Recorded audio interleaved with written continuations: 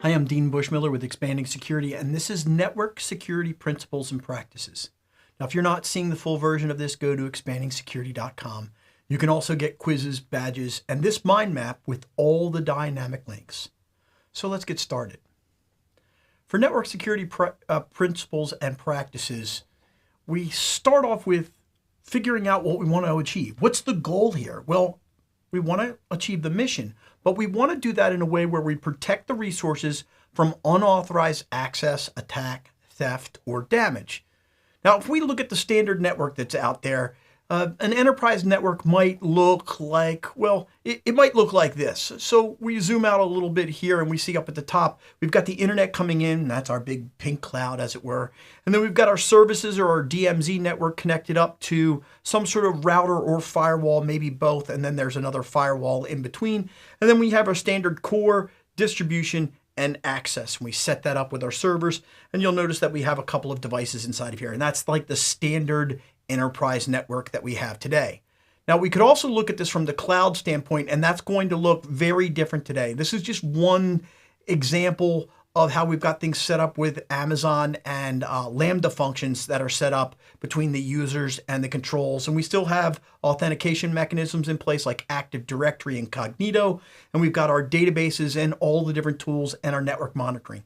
The tools that are here are not the same tools that we're going to be talking about today, and we have to shift, and that's an entirely different section that you should be worried about. Now, security requirements, when we get there, you say, okay, well, what do we need? Well, we need confidentiality, integrity, availability, and then we need some form of accountability, which usually reaches over into non-repudiation.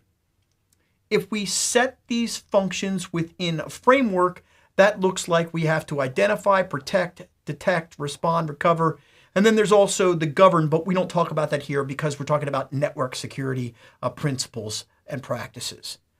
We have some devices that we're going to use, and this is kind of the core of the network device functions is what we'll talk about today. And we start off with firewalls. Remember, they're our first defense, and they control the network traffic, and they bring us to trusted and untrusted networks. We define them within the firewall, and that is the device also. We have an intrusion detection system, and that monitors traffic and alerts based on a particular signature.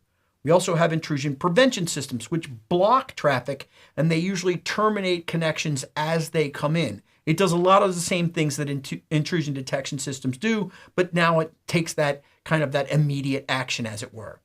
We're going to encounter web filters, and those are going to control internet access, usually for our end users. They're going to block malicious sites and filters, and they're going to monitor restricted sites. We could also do this without web filtering, and we could do it through DNS resolution if we wanted to.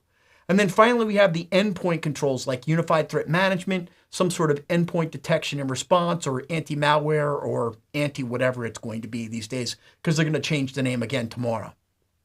We're going to combine all three of these to build network security practices, and that's what this discussion is all about. So I hope you'll join me for the entire presentation.